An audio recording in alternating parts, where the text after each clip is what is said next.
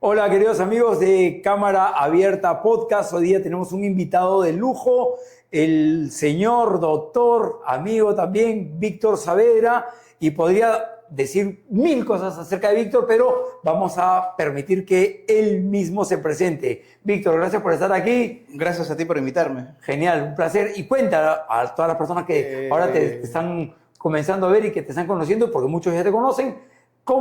¿Quién es Víctor Saavedra? Bueno, para empezar, soy abogado de profesión. Creo que es un poco para conocer, ¿no? el perfil que tengo. Y bueno, soy entusiasta porque no soy especialista en historia y me gusta la arquitectura. Básicamente eso, y bueno, soy de Barranca, Norte de Chile.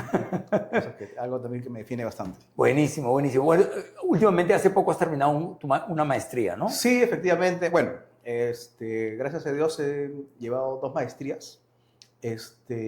Lo cuento no porque no quiera dármela de súper... No por los galones académicos. No por sino porque una la empecé hace 20 años y recién he terminado. O sea, era un pendiente que tenía, que lo he terminado gracias a Dios, y bueno, ahí está, ¿no? Y la otra sí que me interesó ya ya con el tiempo, y estoy en trámite de sustentar la tesis, pero bueno, vamos a ir con eso. Genial, lo máximo. Y yo sé perfectamente, porque hemos tenido un montón de conversaciones Sí, claro. acerca de diferentes etapas históricas y diferentes entuertos dentro de la historia, ¿no? Entonces llegaremos, en su momento llegaremos claro, a ello. Sin embargo, conversábamos antes de comenzar a grabar, fue lo que llamamos fuera de cámaras, conversábamos a propósito de esta situación, muy, muy buena, además, de la película Chavín de Huántar, que ha tenido muy buena aceptación, genial. Llegó, pasó el 1.000.000 de espectadores, etcétera, etcétera. Ya era tiempo que se haga una película sobre Chavín de Huántar. Sí, creo que hace rato, ¿no? Me parece, es un reconocimiento pues a las obras que hubo, ¿no? Y ¿por qué nada? A nuestras Fuerzas Armadas, ¿no? Que se fajaron en la época del terrorismo. Exacto. Con sus oscuros y claros, pero bueno, estuvieron ahí, ¿no? Exactamente. Y bueno, ha sido, según los entendidos, sobre todo, la mejor intervención de rescate de rehenes de la historia del planeta. Por supuesto, yo me acuerdo, yo hago mucho el paralelismo con un rescate que hubo en un teatro en Rusia, en que entraron pues las fuerzas especiales, creo que, no sé, mataron como 60, 120 personas, creo, ¿no? En cambio acá, bueno, las bajas fueron mucho menores, claro. Más exitosa, y bueno, sí, pues todo un lujo, ¿no? Que entiendo que se enseña en todas las escuelas militares del mundo, en realidad, y de comandos, ¿no? Se ha dejado precedente, ¿no? El Perú está ahí. Exacto. También presente en lo que es el tema bélico militar, pues, ¿no? A nivel mundial. Exacto. La parte es un táctica, orgullo. Exacto, la parte táctica, estratégica, un orgullo, como tú dices. Así es. Es verdad, es verdad. Y a propósito de la película Chavín de Huántar, y que, como dices, hace tiempo se tuvo que haber hecho esta película, una suerte de homenaje pues, para todos los comandos y todo esto, hay alrededor de la película, alrededor de esta puesta en escena, hay situaciones que a algunas personas las incomodan, otras personas no les incomoda tanto, y una de ellas es, por ejemplo, lo que conversábamos, que es evidente que no se necesita, para hacer buen cine, para hacer una buena producción, no se necesita imperativamente una subvención, en este caso del Ministerio de Cultura o del Estado, como sea, ¿no? O sea, es posible el cine comercial, ¿no? Ya está dado, se ha comprobado no solamente con esta producción, sino con muchas producciones. Yo particularmente creo que los subsidios estatales deberían ir de repente a cosas que son tangibles, ¿no? O sea, no que están determinados por el gusto de la gente, ¿no? O sea, perdón, del gusto de la gente que va a hacer estas producciones, ¿no? Por ejemplo, de repente documentales para colegios, no sé, películas, no como el caso acuérdate que hubo una película que hizo Oganes, que tuvo que vender su casa, y él, para financiarla, tuvo que ir por todos los colegios del Perú.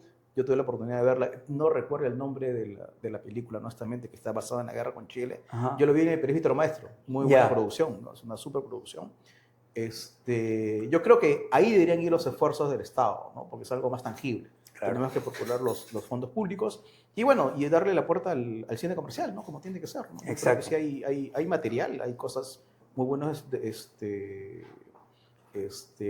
muy buenas producciones, muy buenos directores, muy buenos actores.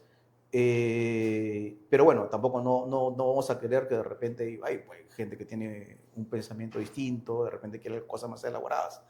Pero bueno, de repente hay mercado, de repente no hay mercado para eso, ¿no? Así funciona esto.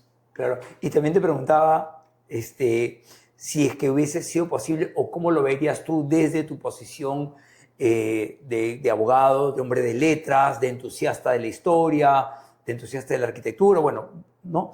Desde tu posición, al final, ¿cómo verías si es que esta producción se hubiera tirado más que para una película como para un documental? Yo estaría de acuerdo, en realidad. Yo creo que ahí faltó algunos personajes más que son parte de la historia. Lo que pasa Total. es que sucede, a diferencia de otras historias que pueden ser contadas, y tú tienes ciertas licencias, yo creo que la historia la conocemos todos, ¿no? Sí, Entonces, total. y de repente, bueno, no sé si con la fuerza que debería ser en los textos escolares, en los colegios, pero creo que la conocemos todos. Entonces sabemos quiénes son los protagonistas, cómo son la dirección, fuera de nuestras posiciones políticas o gustos políticos, ¿no? La historia es una, ¿no? Entonces, sí, yo creo que debió poder ir un poquito más tipo documental, ¿no? Un poco más del efectismo, pero bueno, es el cine comercial, ¿no? Se ponen Claro, ciertas licencias, claro. aunque se hubiese sido ideal, sí, yo creo, un poco más ajustada a la historia y hay cosas que hubiésemos querido ver, ¿no? Que, Algunas posiciones que son claro, interesantes. que se pegue más al rigor de lo que Así es. sucedió. Hay un dicho, hay muchos cuestionamientos, ¿no? Dice que después de la batalla todos somos generales, ¿no? Sí, Vamos, ¿quién tomó la decisión? sí, ¿Quién diseñó el plan? ¿Quién el respaldo político? total. Todas esas cosas fueron importantes para el éxito de la operación, ¿no? Independientemente de las habilidades y las expertices que tienen nuestras Fuerzas Armadas, otros comandos que son de primera, ¿no? Entonces, yo creo que sí faltó algunas cosas, ¿no? Claro. Yo no soy simpatizante para nada de esa posición política, pero lo justo es lo justo. Exactamente, Claro, sí, sí. exactamente. Entonces, eso viene para la segunda parte, Chavín de Guantar 2. Ah, ya, El, bueno. el detrás de cámaras. Detrás de Chavín de cámaras. Guantar 2, el detrás de cámaras. Lo que no se contó. Otra cosa que te quería comentar, ¿no? Yo sé que me estoy acordando. Alguna vez, esta no es la primera producción que se hace respecto a la embajada, una película. Hay una película rusa, entiendo, muy graciosa, donde se toman todas las licencias del mundo sobre el rescate de la embajada, ¿no? Ahí, por ejemplo, está el árabe, ¿no? Lo representan como un pata alto, rubio, que sabía bailar, un enamorador, ¿no? Totalmente. Algún día la voy a buscar y te la voy a pasar. ¿Existe eso? Sí, así es, una producción. Estoy hablando de, pues, no lo sé, yo lo vi en el YouTube, no me acuerdo dónde lo vi, en el 2012, 13, en Cusco. ¡Qué locura! Y la encontré pues, de casualidad, sí. Inclusive a Montesinos le dicen Fratacino, por ejemplo. Sí, ¡Qué sí, locura! sí. Ahí se tomaron todas las licencias del mundo, eran rusos, pues, ¿no? ¿Es una película o un cortometraje? Una película. ¿Película? Una película, sí. Bueno, búscala, te invito más. Sí, tenemos que comenzar a bucear, tenemos que comenzar a bucear. Así es. Lo máximo, genial. Así es. Y ahora ya saliendo un poco de la película y yendo a la parte cultural, que me interesa mucho que compartas tu visión, porque es súper valiosa y súper aterrizada, y las personas que nos están viendo, las personas que están al otro lado de la pantalla, van a valorar esto. ¿Cuál es tu posición? ¿Cuál es tu lectura, tu mirada de cómo está la cultura de nuestro país hoy en día? Bueno, Tu diagnóstico, digamos. como te digo, no soy especialista, pero trato de informarme. El tema cultural, bueno, para empezar, ¿no? Ha cambiado, ha mejorado bastante, pero no lo suficiente. No valoramos lo que tenemos, ¿no? Por ejemplo, ¿no? Hay muchas construcciones, por ejemplo, ¿no? o intervenciones en zonas. Para empezar, el Perú ha sido un país lleno de historia, de culturas, ¿no? Que no existe en otro lado del mundo, en ciertos lugares, nada más. Entonces, tú donde caes vas a encontrar patrimonio cultural, ya sea un jarrón, ya sea un telares, de repente algunas momias, algunos tejidos. Entonces, aquí hay con mucho cuidado, ¿no? Pero el problema es que la gente en común todavía no asume ese orgullo, ese conocimiento de que quería proteger lo nuestro, ¿no? Muchos no sé si lo dicen en broma o en serio, pero cuando uno hace una construcción para no tener que pedir una autorización adicional, también que hay, bueno, aparte de la burocracia, hace que desaparezcan, ¿no? Cuando uno encuentra en una construcción. Entonces, no valoramos, ¿no? Entonces, falta ese cariño que tenemos. Por ejemplo, ¿no? El centro de Lima. A mí me gusta mucho la arquitectura virreinal, ¿no? que hay en el centro de Lima o en muchas ciudades del país que uno no encuentra en otros lados. Sin embargo, también, bueno, hay que ver también el tema de las regulaciones que tiene el Estado, ¿no? Claro. Que no pueden sacarles réditos a su propiedad porque tienen que hacerlo de tal o cierta manera. Ahorita voy a hablar sobre también una posición que tiene el funcionario público de Cultura sobre esto, ¿no? Es que prefieren ponerle una manguera o incendiar una casona para poder construir después a tener que sacar una licencia, porque son muy engorrosas, ¿no? Porque por otro lado también entiendo esto de que el funcionario encargado de hacer estas regulaciones culturales tiene un concepto de conservacionismo ya al 100%. Por ejemplo, Ajá. tú tienes que apuntalar o arreglar una casa o una casona, una propiedad, tienes que hacerlo de tal forma con los mismos materiales de la época y con las mismas condiciones. O sea, exactamente tal cual era en su momento. Entonces eso ya implica un gasto adicional, ¿no? De repente por ahí se podría buscar la manera de repente de preservar las fachadas Claro. o otras experiencias de otras ciudades, ¿no? Hacerlo un poco más. Ahora, también la distribución de una casona antigua pues no va a ser la que uno va a necesitar necesariamente económicamente. Exacto. Y sin perder la identidad pues, de los edificios, ¿no? Claro.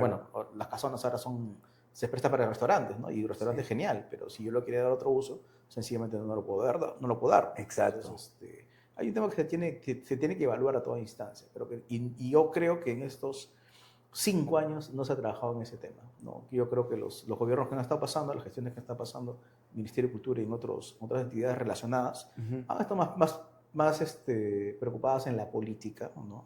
Claro. Que en realidad dar las soluciones, ¿no? Gente valiosa hay de sobra en este país que conoce mucho, pero lamentablemente pues no son los que acceden a los cargos pues directivos o de gestión que Exacto, deben ser, es verdad. ¿no? Para que tomen las decisiones correctas, si no se pone pues cualquier persona pues que de repente son funcionales a los intereses de las personas que están en el poder. Claro. Sí, se puede. Entonces, con ese tema de las casonas, de las construcciones, de la época virreinal, Ujú. que son patrimonio cultural algunas, ¿sí? Sí, por supuesto. A ver, aquí hay dos definiciones para tomar en cuenta, ¿no? Todo lo que es bienes prehispánicos, Ya. ¿no? Inca, preinca, todo lo que son, todo es propiedad del Estado, propiedad de la nación. No vuelta que darle. En cambio, lo que es hispánico, todo puede ser privado como puede ser público. Las Ya. iglesias son privadas. Los inmuebles del centro de Lima, muchos que conocemos, son privados. Entonces, pero igual son patrimonio cultural, Ya. ¿no? Hay diferentes formas de protección y en el caso de los privados están obligados a mantenerlos tal como están, ¿no? Pero hasta dónde una propiedad, bueno, uno como tiene propiedad, a mí me encantaría tener una hermosa casona, ¿no? Ajá. Con su zaguán, con su madera, Claro. con el detalle que tiene, ¿no? Pero también se me haría difícil mantenerla. Entonces yo de repente le quiero dar un uso comercial, que me genere una rentabilidad económica, pero yo no puedo hacerlo porque estoy pues sujeto a las regulaciones ya muy estrictas que tiene el Estado, ¿no? Como te digo, yo he observado que hay una idea de conservacionismo, proteccionismo ya en extremo, ¿no? Entonces, se deberían revisar, obviamente sin perder la identidad que tenemos, ¿no? Entonces, eso es, ¿no? Y respecto al patrimonio arqueológico, ¿no? Prehispánico, darnos cuenta, ¿no? El que ha ido a museos del extranjero, pues se da cuenta, ¿no? Me voy al Museo Larco, me voy al museo, a mí me encanta el Museo de Arte de Lima, el MALE, segundo piso de la exposición permanente, o sea, yéndome acá nomás a Brasil o a Colombia, pues no tienen la riqueza que tenemos nosotros. Pues Exacto. Son museos un poco aburridos, ¿no? Exacto. Es un par de cosas, pero... Y bueno, hay un Museo del Oro de Colombia, con cargo a equivocarme, he ido una vez nada más, no tiene pues nada que ver con los museos que tenemos acá, o las piezas que tenemos, ¿no? Entonces, claro. Es increíble la diferencia, ¿no? Pero no lo sabemos poner en valor. No lo sabemos poner en valor, Total. no lo damos, ¿no? A no ser un sector que conoce, pero como ciudadano, como pueblo, no tenemos el conocimiento, ¿no? Entonces, claro. De repente hemos tenido nosotros la oportunidad de salir también y podemos comparar, ¿no? Ver lo que Sí. tenemos. Bueno, lamentablemente a veces la gente no tiene esa posibilidad y pues no se les educa tampoco, ¿no? En ese sentido, ¿no? Es verdad. De lo importante y lo interesante, que no, yo, saliendo un poquito, yo tengo la oportunidad de conocer a la doctora Rushadi, ¿no? Lo dije al inicio, ¿no? Yo soy de la provincia de Barranca, sí. donde está Caral, la primera civilización del mundo, con mucho orgullo. Entonces, la primera civilización del Perú, ¿no? Del mundo. Entonces, la doctora Rushadi, yo tuve la oportunidad de ser regidor 2007, 2008, que la visité a el Caral y me impresionó. Uno al inicio puede decir, pues no son piedra y tierra, ¿no? Que están en plenas excavaciones, pero con un buen guía, que es el trabajo que hizo la doctora Rushadi, uno ya se imagina pues otra cosa totalmente distinta, ¿no? Claro. Es una cosa pero increíble en realidad, ¿no? Lo que hay en Caral, ¿no? Claro, o sea, pone Caral en su real dimensión. En su real dimensión, sí. O sea, es un trabajo excelente. Yo hace mucho tiempo que no voy, he ido cerca, pero no he ido nuevamente a las ruinas, pero me imagino que es una locura, y no solamente es eso, ¿no? Está Bandurria, están otros, o sea, se han ido descubriendo más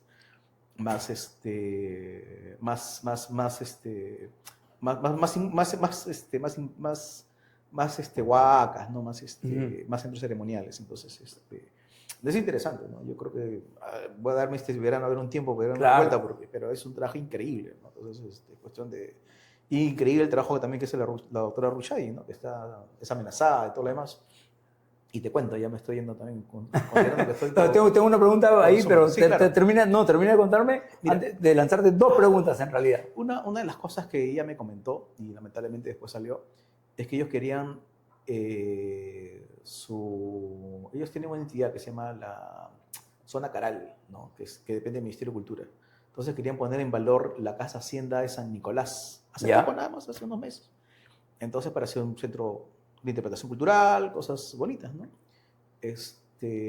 Pero justo creo que la semana ya le estaban metiendo Caterpillar. Y felizmente que no la tumbaron. O sea, dice que el daño no ha sido tan fuerte, ¿no? Pero pese a que había un convenio con la comunidad, un compromiso, hasta ahora no se sabe quién llevó las Caterpillars. Y vamos, San Nicolás, de repente ahorita no sabemos, pero antes de la reforma agraria, pues era una de las azucareras más grandes del Perú, ¿no? Cierto. Podría decirte del mundo también, porque en esa época de las azucareras eran muy fuertes. Inclusive la hacienda Paramonga le pertenecía a la empresa Grace, ¿no? Y el que no sabe, el primer dueño de la Grace fue un irlandés que fue alcalde de Nueva York. O sea, estábamos en el foco mundial, pero bueno, claro, eso fue antes. Claro. Entonces, una de las preguntas que quiero hacerte antes de saltar a otro tema es, entonces, que eso es súper interesante, una persona dentro de esas casonas que son patrimonio cultural, pero que pueden ser propiedad privada, para poder mantenerlas bonitas, para poder remozarlas, para poder tenerlas, digamos que en su mejor estado, lejos de que por parte del Estado, con los a través de sus diferentes entidades, haya una suerte de incentivo, te ponen trabas. Sí, claro, así es. Ya. Así es. Okay. Sí, claro. Bueno, lo que pasa es que a veces nosotros no pensamos, yo soy servidor público, uno piensa que no es una traba, ¿no? Pero uno piensa que está haciendo su trabajo, está fiscalizando, pero al final sí el privado lo ve como una traba. Claro. ¿Sí? Entonces hay que saber, yo creo, qué procedimientos y qué requisitos pedir que sean los mínimos y los adecuados para que puedan, pues, hacer lo necesario para la protección del patrimonio cultural. Pero, bueno. Exacto. Porque si yo me compro o heredo, lo que fuere, ¿no? Una casona y quiero ponerla bonita, pero a la hora que voy a comenzar a hacer estas reparaciones, voy a comenzar a remozarla, ¿no? Me vas a poner en la lupa con que no, esta pintura no existía hace 200 años. Te pongo un ejemplo. Tú tienes una casona en el centro de Lima, digamos, ¿no? Para hacer, no solamente necesitas un arquitecto, no solamente necesitas ingeniero, no solamente necesitas obrero, necesitas un arqueólogo. Ya, empezando por eso. Empezando por eso. Empezando no por eso. No es que sea un arquitecto, el arquitecto puede ser de repente de construcciones modernas, pero no sabe en conservacionismo, por ejemplo. Ya. Que es otra rama. Claro. Que es otro estudio. Claro. O sea, y como dices tú, ¿no? Los colores adecuados que debo usar. Hay una paleta de colores, pero también ahora, bueno, están con uno va buscando los colores originales también para la pared. Claro. Pero es un costo bastante elevado, ¿no? Exacto. Entonces, recordemos también que las casonas del centro de Lima, por ejemplo, no pasan de 2 o 3, 4 pisos. Exacto. Entonces, no es que tengas muchos metros cuadrados para destinarlos a la producción económica. Entonces, pero bueno, es más o menos por ahí. Exacto. Ya, entonces ahí a todas las personas que tienen casonas o que han heredado o que van a heredar alguna casona, ya sabes, lo contactan a Víctor Saavedra y te ayuda con alguna mirada para eso. Mirada, ¿no? Sí. No, claro, sí, con una mirada. Y ahora, mira, es verdad, ambos tenemos por diferentes motivos, tenemos la gran suerte de de haber podido viajar por muchos países del mundo, ¿no? Yo he estado con mi hijo en muchísimos países del mundo, en 4 de los 5 continentes, hemos mochileado duro y ambos, a mi hijo y a mí, nos encantan los museos, ¿no? Entonces, entiendo que a la luz de la pregunta que te hice, ¿cómo ves la cultura en nuestro país hoy por hoy? Y bueno, falta. O sea, hay mucho pan por rebanar, ¿no? O sea, hay mucho trabajo que hacer, ¿no? Y una de las maneras en que la cultura se presenta apetitosa a los chicos, a los niños, a los púberes, a los adolescentes, a los jóvenes y también a los adultos, ¿ok? Pero más a los niños. Yo entiendo que son los museos. Es muy, muy chévere, ¿ok? Muy chévere. Ahora, hace un año aproximadamente, sí, hace un poco menos de un año, Shandar y yo tuvimos que invertir 2 días en visitar el Museo Británico. 2 días, porque en un día no lo acabamos. 2 días full day. Y es espectacular. O sea, yo nunca había tocado un sarcófago real, una columna griega real, nunca. O sea, y esto es muy alucinante. Entonces, ahora, ¿por qué entiendo que eso pasó, que fuimos 2 días seguidos al museo? ¿Por qué? Porque el museo te da todas las facilidades para que accedas. No te pone trabas en el camino. Te da todas las facilidades. Entonces, con el tema de las entradas, entramos gratis. ¿Por qué? Porque Shandar es estudiante de arquitectura. Entonces, y le hicimos súper genial. Y adentro del museo te dan todas las facilidades. Hay excelentes baños, excelentes cafés, excelentes restaurantes, ¿ok? El ambiente es fresco, que te permite seguir caminando y seguir. Hay banquitas dispuestas en lugares estratégicos. Puedes alquilar una banquita para que puedas ver la parte de video explicativa. O sea, te da todas las facilidades para que tú consumas la cultura. Así es. Ya. Habiendo dicho esto, ¿okay? Que dista mucho, tenemos mucho que exponer, mucho que regalar al mundo en cultura, pero no sabemos cómo hacerlo apetitoso. Sí, concuerdo. Bueno, ahora hay iniciativas, ¿no? Como por ejemplo los museos abiertos, ¿no? Que se da, pero también hay bastante desconocimiento de qué es lo que tenemos, ¿no? ¿Qué es la oferta que tenemos? Por ejemplo, me parece, pero también te cuento una historia personal, ¿no? Yo tengo viviendo en Lima acá más, pues, 30 años, creo. Y hace 2 años recién hacía la primera vez que fui al Museo de El Mali. Entonces, igual, el arco no iba, creo que desde que tenía 12 años. Entonces, sí, pues falta esa cultura, ¿no? De llevar a los jóvenes. Yo creo que ahí donde se forma, pues, ¿no? A los museos. Bueno, ahora Lima se ha vuelto una ciudad muy complicada, ¿no? Pero en realidad tenemos mucho. Yo, por ejemplo, a mí me gusta mucho el centro porque de pequeño a mí me llevaba, por ejemplo, a ver las catacumbas, a ver el Museo de la Inquisición, que es muy, muy, muy bacán.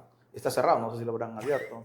Sí, pero no se le da ese impulso, ¿no? Exacto. También te cuento otro tema, ¿no? Yo no sé hasta dónde. Bueno, nosotros tenemos un museo de Pachacamac de sitio, porque las ruinas de Pachacamac están ahí, muy bien llevada por la doctora Denise Posey Scott, ¿no? Muy bien, pese a las limitaciones que tiene. Pero, y aquí yo con el disclaimer que corresponde, porque van a decir, los que me conocen van a decir que hay ropa tendida, pero se ha construido un museo nacional, el principal que debería ser en Pachacamac. O sea, es una inversión de 600 millones de soles que todavía no se termina. 600 millones de soles. 600 millones de soles que... ¿Cuánto tiempo tiene en proceso? Esto se empezó en el 2015 con un OPS y hasta ahora no se solucionan unos problemas que, bueno, no los puedo airear porque están en proceso.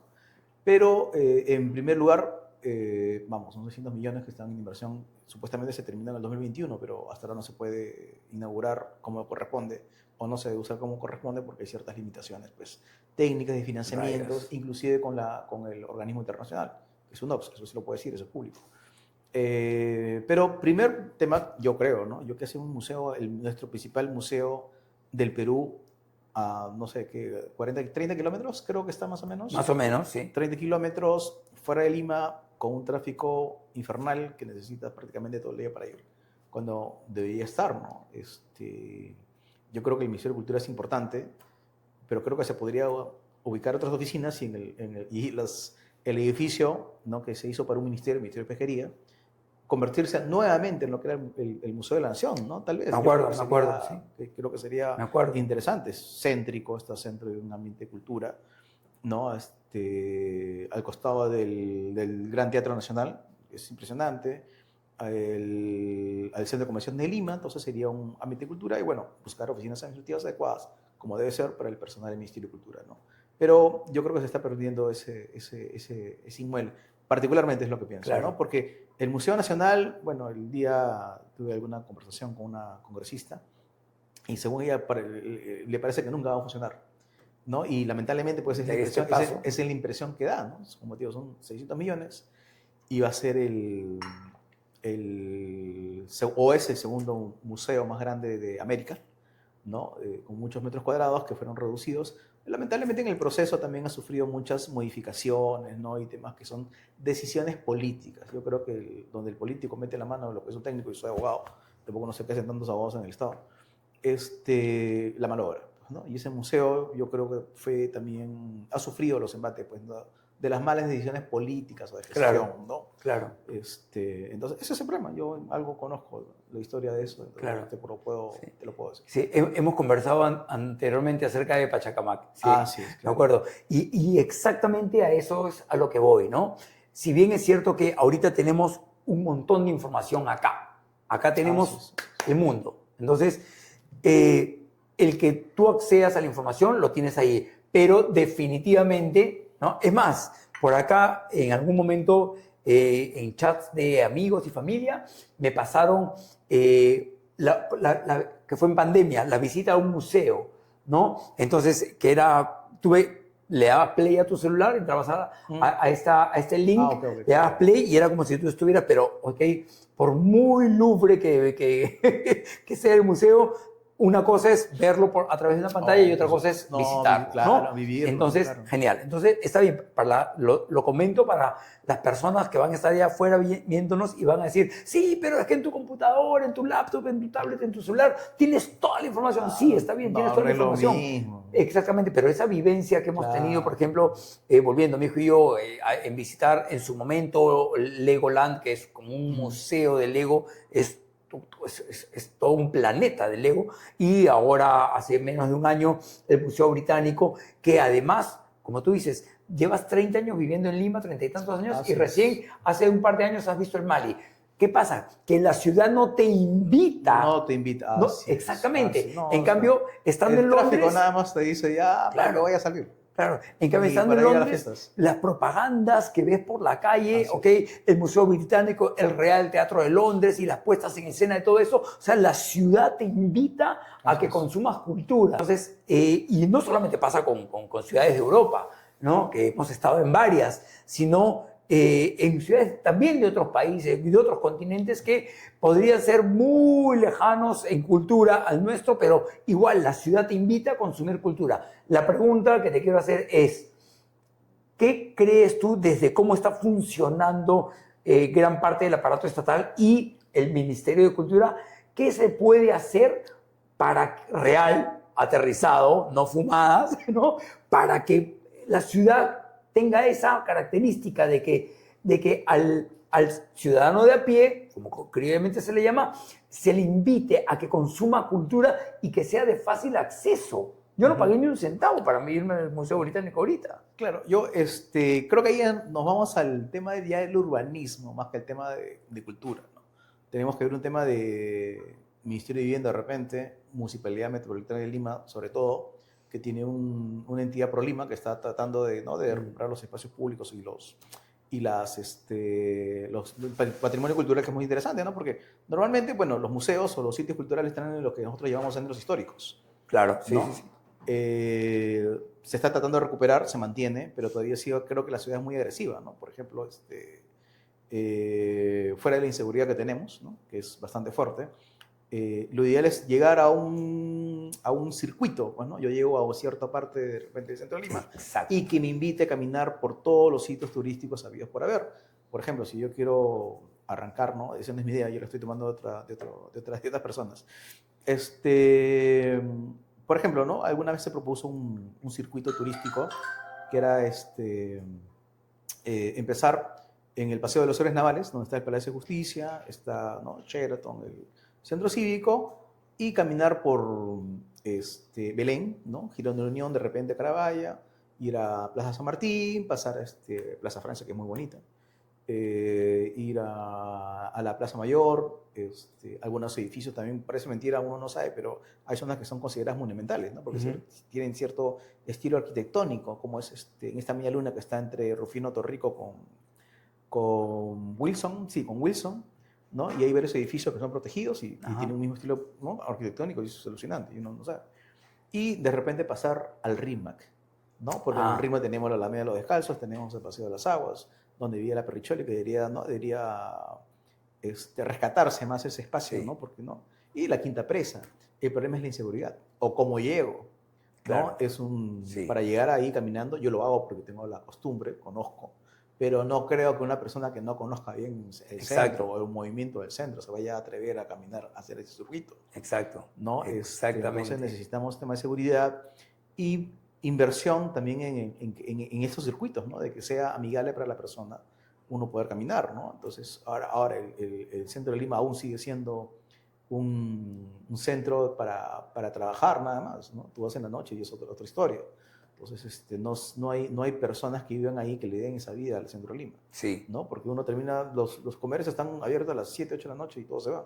Sí, porque se van los trabajadores. Es verdad. El día que 10, 11. Es verdad. ¿No? A mí bueno, hay unas discotecas que funcionan, ¿no? Pero el día que, bueno, hay bastante movimiento en realidad en los bares, discotecas que están en Belén, pero el día que sean en centro Lima y que sean de notas culturales, pues, ¿no? No solamente la diversión, ¿no? También otras cosas que se puedan usar, ¿no? Entonces, hay mucho urbanismo, hay mucho, nuestra ciudad, no solamente con el tráfico, sino también con las edificaciones se ha vuelto agresiva, ¿no? Entonces, tenemos la contaminación lumínica, carteles por todos lados, tenemos también mucha gente asocia, creo, que los edificios altos al progreso, cosa que no es así.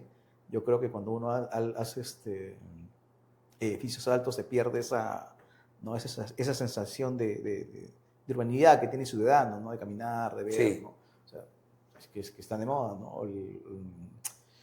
Y muchas cosas, ¿no? Que en realidad nos estamos pasando de alto, ¿no? A nivel pero ya es de muchas materias que se tienen que tomar. Claro, claro. Entonces, esta iniciativa que me dices, bueno, no sé si es una iniciativa o simplemente es un comentario que lo has puesto sobre la mesa de hacer ese circuito que acabas de comentar. Es una propuesta que han hecho Porque suena muy lindo, suena muy chévere. Gente, y te digo, bueno, la fuente, para que no digan que me estoy pirateando, no me acuerdo la arquitecta que lo puso, pero fue en este programa de Noche de Luna. No sé si has tenido la oportunidad de verla. Sí, en algún momento. Me parece un programa de lujo, me parece excelente. Con un cariño que habla el arquitecto Javier Luna, ¿no? Tuvo una invitada que no recuerdo el nombre, pero que ella fue la que propuso, o ellos habían propuesto ya anteriormente que se realice este circuito, ¿no? Claro. Y que sea a pie, pues, ¿no? Y sí se puede hacer, no es muy lejos, ¿no? A pie o en bicicleta. Claro, efectivamente. Claro. ¿no? O sea, a mí me parece positivo lo que está haciendo la Municipalidad de Lima, ¿no? En peatonalizar las vías. Un poco complicado. Yo entiendo que es un trabajo todavía a medias, porque he ido al centro de Lima, no se siente aún, ¿no? Sí, se ha rescatado inmuebles y muy bonito, pero no se siente esas ganas, ¿no? De caminar y ver, ¿no? Por ejemplo, todavía sí en remodelación el convento de San Francisco, ¿no? Por el problema que hubo, ¿no? Por los cercos. Yo hubiese dejado el cerco. Pero bueno, quieren hacer una plaza libre. Y eso, ¿no? Pero bueno, siempre uno está abierto a otros cambios, ¿no? Por ejemplo, el tema de la Plaza Mayor, que quieren hacerla tipo, entiendo, el siglo XIX, que no tenía una arborización central como conocemos ahora, ¿no? Hay un proyecto interesante. Yo al principio decía, no, imposible, porque hay árboles, ¿no? Pero después viendo el proyecto, como que está interesante. Y no solamente el proyecto en lo físico, ¿no? Sino en el uso, ¿no? Que se puede usar para hacer concentraciones públicas, ¿no? De repente con los árboles o las zonas verdes no se puede hacer tan bien, ¿no? Pero sería interesante ver esas propuestas. Claro. ¿No? El tema de hacer peatonales varias zonas funciona bien, pero a la gente, yo tengo la respuesta, mira, de por qué a la gente en esta ciudad no le provoca salir a caminar como en otras ciudades. Y ya no voy a mencionar los nombres de las ciudades porque ahí por ahí, ay, sí, pero estás comparando Lima con otras. Sí, Pues, claro. y no se trata de comparar, o en todo caso, se trata de compararlo, pero con buena fe, ¿ok? Con buena fe, con buena onda, con buena vibra, y compararlo para poder sacar un aprendizaje y replicar algo que está funcionando Claro. en otras latitudes del mundo y aplicarlo acá. Entonces, ¿qué pasa? ¿Ok?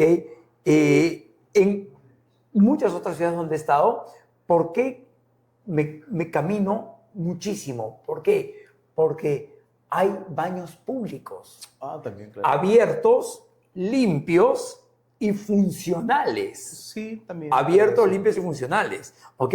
Acá hay varios baños y tú llegas y tienen un candado. Y el candado está oxidado porque está cerrado desde que lo terminaron de construir. En otras ciudades también tienes McDonald's, Starbucks y todo. Otras ciudades también tienes McDonald's, Starbucks, donde puedes ir al baño. Pero acá te dicen no. Sí. Acá te dicen no. Ok, vas a un restaurante, ¿me prestas un bañito? No, está prohibido o está malogrado, ¿no? Esa parte cultural, ¿no? Y te cuento otra, ¿no? Entonces, esa es una.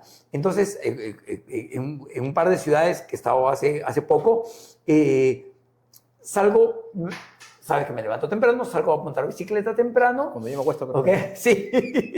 Salgo y descubrí que había, ok, en un parque, entre 4:30 y 5 de la mañana, 300 ciclistas que estaban estacionados tomándose un cafecito, un matecito, ¿no? Y carritos, como decir que carritos sanguchero, ¿ok? Pero de café, de té, ¿no? De diferentes agüitas, ¿no? Y dije, wow, qué loco. O sea, me pareció loquísimo por la hora, ¿no? Entonces esta gente salía a montar bicicleta muy temprano o a correr algunos, menos, ¿ah? Más ciclistas que runners. ¿Y qué pasa? Y luego identifiqué, varios días después, que en este circuito, en esta suerte de malecón, había varios baños públicos. Entonces, y me metí por curiosidad, y en los baños públicos no había ningún cuidador de baño, ningún municipal, un serenazgo o algo parecido, ¿ok? Y en el baño había, o sea, funcionaba el baño, estaba limpio y había papel. O sea, ¿no? Entonces, ¿qué pasa? Tú sales a caminar y en algún momento, ok, necesitas ir al baño, pero sabes que no vas a encontrar, entonces, pucha, ¿para qué voy a pasar un mal rato? No salgo a caminar o a montar bicicleta o algo que fuera. Claro, es que ya también estamos viendo un tema de la falta de comunidad, ¿no? Pero es una responsabilidad de urbanismo. Entonces, el ciudadano no se siente seguro ni cómodo caminando por la calle de Lima, ¿no? Entonces, y yo he visto, por ejemplo, ¿no? Hay grupos que se reúnen para hacer ciclismo, grupos que se reúnen para hacer nado, ¿no? Sí. En aire libre, para manejar bicicleta, ¿no? Pero se empieza, pero todavía creo que no está muy extendido, ¿no? Falta esa idea de comunidad, ya no nos comunicamos. Yo creo que el tema del urbanismo ha hecho que nosotros nos volvamos solitarios, ¿no? Al trabajo, volvemos, tráfico de por medio, comemos y ya no salimos ni fin de semana ni ver a nuestros amigos por tiempo, porque el tráfico nos desanima. No es que nuestros amigos sean nuestros vecinos, ¿no? En mi caso son de la universidad otros trabajos que viven, no sé, en La Molina, Miraflores, San Juan Lurigancho, no lo sé, Puente Piedra, por último, y irme a Puente Piedra un fin de semana para mí es impensable, sencillamente porque me demoro 2 horas. O irme, por ejemplo, a la zona de Huarchería, Cocachacra, donde tengo una amiga, ¿no? Claro. Recuerdo que una vez me fui, en la ida me demoré 2 horas. El Waze me llevó por unos sitios, pero escarpados, creo que el carro estaba así paralelo para evitar todo el congestionamiento que en la carretera central. Claro. Y de regreso me tomé 4 horas y media. Entonces, 2 horas y pico para ir, 4 horas y media para llegar, ni más. Claro. Pero yo creo que hay muchas cosas que se tienen que ver. O sea, el limeño, el ciudadano no se siente libre de caminar por todos lados, no se siente cómodo, no hay esa comodidad. O sea, es muy agresiva esta ciudad en todo sentido. O sea, no solamente por el tema de la seguridad, sino también por el tema de qué es lo que yo veo, ¿no? Uno está más preocupado viendo el celular o que me roben o dónde agarro mi carro o que cambiaron o hay tráfico y no disfruto lo que estoy viendo, lo que estoy conociendo, ¿no? Exacto. Y respecto a los baños, pues también creo que tenemos una idea muy peruana, nosotros nos ubicamos, pero hay que pensar mucho también en el visitante, ¿no? Por ejemplo, claro. Sí tenemos oportunidad de baño, pues es una cochera. Entonces tú agarras, sí, se alquila baño y alquilas 50 céntimos mensual y entras. O de los restaurantes, ¿no? Tanto es así que algunos admiten, algunos no admiten. Tú ves que ven ahí, pues no se alquila baño, ¿no? Entonces, pero esos códigos no los conoce el visitante, el extranjero, ¿no? El turista. Claro. Y además que como que es un poco informal también, la forma de no es Sí. un poco incómodo, ¿no? Y hay veces también, claro, para el tema del turismo hay muchas cosas que tenemos que mejorar, creo, ¿no? También Claro, claro. para- Por ahí va la mirada esta que te comento, ¿no? De cuáles son las tuercas que se pueden ajustar en el corto plazo, porque hay cosas que se pueden hacer en el corto plazo, cosas que se pueden hacer en el mediano y cosas que se pueden hacer en el largo plazo, ¿no? En el largo plazo, por ejemplo, está el Museo de Pachacamac, que has dicho que ya lleva más de 10 años en... El Museo Nacional. Museo Nacional. El Museo Pachacamac es un museo de sitio que sí Ya. funciona bastante. Entonces, sí, lo quería soltar ahí el comentario un poco irónico. Pero es eso, ¿no? Que la ciudad te invite, que la ciudad misma, que la dinámica de la ciudad y estos protocolos que comentas, te inviten a que consumas la ciudad, ¿no? Sí, claro. Gastronómicamente hablando, con el tema de los museos, de toda la riqueza que tenemos y la cultura que tenemos para ofrecer al mundo, ponerle en valor a través de museos a la altura de lo que merecemos. Así es. ¿No? Ahí decía, a la altura de lo que merecemos. Entonces, eso no se está dando por un tema, calculo que por un tema cultural, además de por 50.000 trabas burocráticas que puede haber de por medio también, ¿no? Así es. Bueno, en primer lugar, ¿no? Primero, creo que superar esa valla mental que tenemos todos los peruanos de que lo que fuera es mejor, ¿no? Hay muchas También, cosas. claro. Hay en lo que es la arquitectura virreinal, pero es impresionante que no lo vas a ver pues, en Estados Unidos, por ejemplo, en ningún lado, ¿no? En ningún lado. Entonces, apreciar esas cosas, ¿no? Empezar a apreciar lo nuestro, ¿no? Claro. Y después, no sé, a ver, hay muchas cosas que hacer en realidad. Exacto. A nivel de muchas instancias, ¿no? Y yo creo que sí el Estado tiene un rol importantísimo. O sea, no podemos escaparnos del Estado, ¿no? Yo no soy, yo me considero liberal en general, pero hay cosas donde el Estado tiene que intervenir, por ejemplo, ¿no? En lo que son, en regulaciones, pero en regulaciones inteligentes. O sea, dejarlo al criterio del privado. El privado está diseñado, la empresa está diseñada para ganar dinero, por muchos que nos quieran sus códigos de ética, sus códigos de amigables y todo lo demás. Son estrategias de marketing. Claro. Y está bien, y así es. Sí. Esa es naturaleza. Así funciona. ¿No? Entonces, y así debe ser. Entonces, el Estado es el que tiene que asumir este reto en realidad, ¿no? Pero creo que debemos ser más celosos con las personas que toman los cargos de dirección, ¿no? Porque, como dice, ¿no? Ayer tuve una reunión, o antes de ayer tuve una reunión, se puede decir de alguna manera política, y da pena, pues, ¿no? Porque hay plata, Claro. pero no se hace. O sea, Es verdad. se devuelve el dinero, se devuelve el dinero, se devuelve el dinero. Y muchas veces dicen, no, que los servidores públicos, ¿no? Por los trabajadores. No, yo creo, a mí no me van a decir, bueno, estudios tengo, ¿no?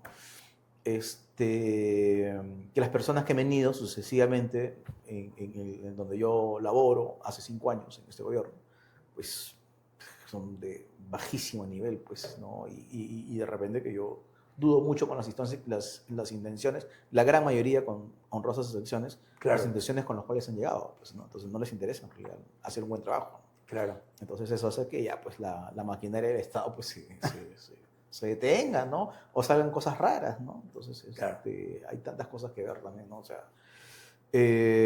o no lo sé, de repente también muchos ven al Ministerio de Cultura, al Ministerio del Ambiente, como independiente de su forma, ¿no? Porque también no necesariamente deben ser ministerios, o sea, no lo sé.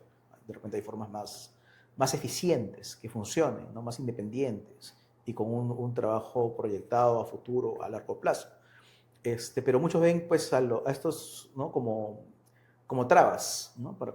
Como trabas fuertes, sí, para desarrollar y son capturados, ¿no? Es lo que se llama pues en regulación, ¿no? La captura de las entidades regulatorias, normalmente se Claro. dice, ¿no? Bueno, Indecopi, ¿no? O Cictel, Ciner, pero bueno, ya. Son capturados para sacar normas que faciliten o favorezcan la inversión privada, ¿no? Que, claro. Bueno, en detrimento pues del patrimonio cultural, ¿no? O sea que, en resumen, hay muchas tuercas que ajustar para que la ciudad, para que nuestra ciudad, demasiado. Y no solamente Lima, todas las ciudades del Perú y de otros países que están en la misma situación o una situación similar puedan invitar a los residentes, a los propios lugareños y a los turistas, a los visitantes, a consumir más cultura a través de la ciudad. O sea, se puede hacer, simplemente que hay que ajustar varias tuercas ahí. Te comento una historia, ¿no? Anécdota, ¿no? Yo tenía un muy buen amigo en la universidad, ¿no? Que vivía en Los Berros Altos. Ahí está San Fernando, Cangallo, Sí, el comedor de claro, Cangallo, claro, San claro. Marquino, Quesayo, a veces íbamos a Doletera, Cangallo. Y bueno, eran sí casonas antiguas, ¿no? Bueno, pero siempre era considerado Barrios Altos, que es un distrito tradicional. Incluso tuve la oportunidad de conocer varias casitas interesantes, ¿no? Te remontaban a los, no sé, a 100 años, ¿no? Muy, muy bonitas, ¿no? O iglesias. Hay conventos, iglesias que lamentablemente con el corte de Abancay han perdido, pues se han marginalizado, ¿no? Claro, claro. Entonces hay, ¿no? Museo del Prado, no lo sé, otras iglesias muy bonitas. Y conventos con un patrimonio cultural importante dentro. Pero después de 20 años he vuelto ahí y están llenos de edificios de 10, 12 pisos delgaditos que son depósitos. Y no son Es uno, verdad, son es verdad. como 30, 40. Entonces, vamos, el mismo ciudadano, el descuido, bueno, una persona pues entre mantenerla, aparte que también hay problema también de propiedad o de copropiedad con los parientes, familiares, pues no es un poco complicado de manejarlo, prefieren venderlo, pues. Y yo no creo que ninguna de esas tenga autorización municipal, tanto es así que se ha prohibido ya las licencias en la zona, Claro. después del incendio que hubo de los depósitos. Claro, claro. Pero todos son depósitos y son unas construcciones horribles. Horrible, sí, sí, sí. Horribles, estresantes, que uno ve. Sí. No, yo Sí. no entiendo, pero no sé, se les pasó a la municipalidad también, ¿no? Porque ellos tienen un área de fiscalización, ¿no? Yo veo, es fácil ver cuando uno está construyendo. Claro, Todos los claro. barrios altos ya no son como, por lo menos una parte ya no es como uno esperaba, uno pensaba, ¿no? Qué lástima, ¿no? Sí, claro, Sí, sí sí. se podría haber recuperado muchas áreas en barrios altos, ¿no? Pero pues, no sé si se podrá recuperar ya, porque en realidad la verdad es que el impacto ha sido bastante fuerte. A mí me ha Pues para sorprendido. recuperar eso hay una palabrita que se llama demolición. Sí, ¿no? así. Entonces, claro. ahora, Claro. bueno, ya Claro. complicado el tema. Complicado el tema. Bueno, inversión. Demolición, pues un edificio de 12 pisos, ¿no? Exacto. Normalmente la autoridad nunca, no se va a la demolición porque ya es una medida muy extrema. Entonces, Genial. Y no es política. Entonces, Es verdad, es verdad.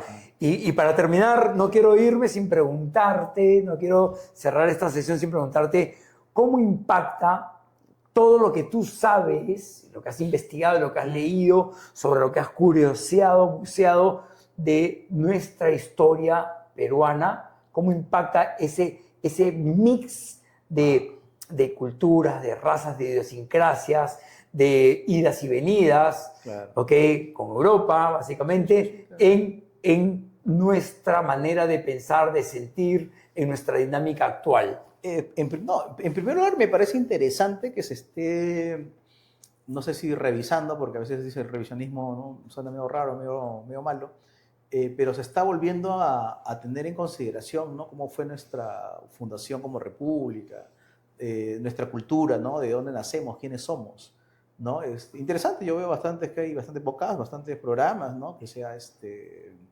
está viendo la participación de muchas figuras de la independencia, la emancipación, las revoluciones, ¿no? Y tratando de darle la verdadera dimensión, ¿no? Ya no creyéndonos, pues, el cuento que es. No todos son héroes, todos son los máximos. Exacto. ¿No? En su contexto, ¿no? Porque Claro. al final y al cabo nosotros somos producto del contexto y la historia es producto de un contexto determinado, ¿no? Es difícil verlo con otros ojos, pero bueno, vamos, ese es el esfuerzo. ¿Qué pienso yo? Dentro de estas corrientes que hay, ¿no? Que ahora hay muchos hispanistas, muchos indigenistas, hay dos bandos, ¿no? Exacto. ¿Qué pienso yo? A ver, primero, ¿no? Como abogado, nosotros llevamos un curso de Derecho Romano.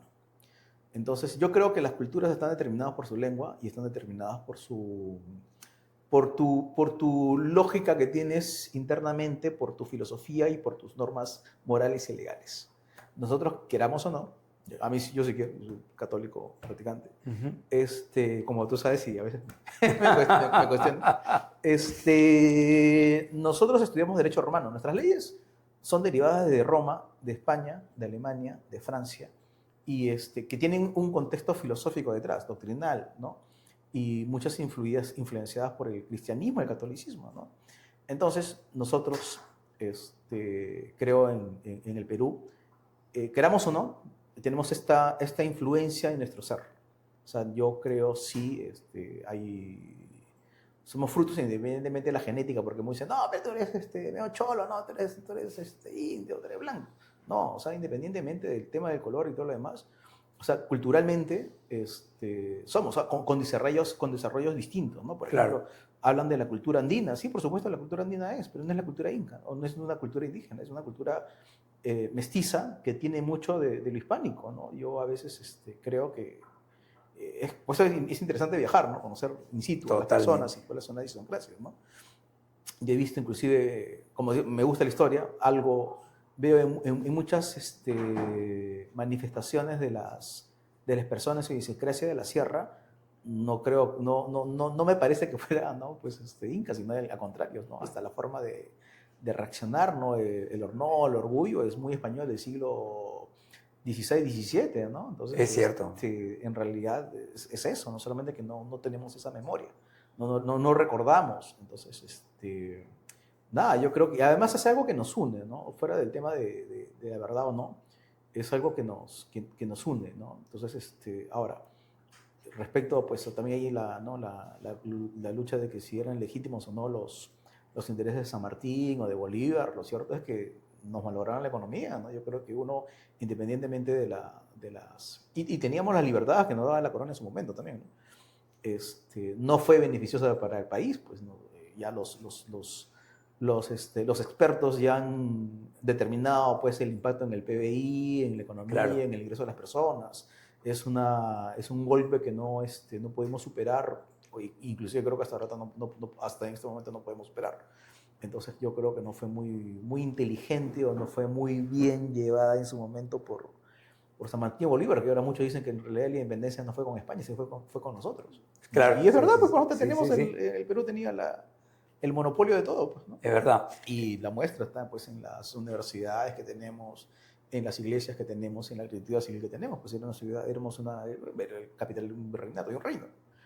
Este tema da para otro podcast. Sí, claro. Entonces, ahí delante de toda nuestra audiencia, ya te hago no sé exactamente cuál va a ser la fecha, pero te hago una invitación para poder hablar de esto largo y tendido, porque sé que tú eres súper leído, has profundizado bastante, hemos conversado muchas veces del tema y hay para regalar muchísima información y compartirla con todas las personas. Hasta 3 horas creo que sí, 3 o 4. Ahí Álvaro va a tener que hacer magia con las cámaras. Gracias, Víctor, por estar acá con nosotros. Y nos vemos, chicas, chicos, queridos amigos, amigas. Nos vemos en la siguiente entrega de Cámara Abierta. Los veo pronto. Dinos, por favor, antes que se me olvide, ¿okay?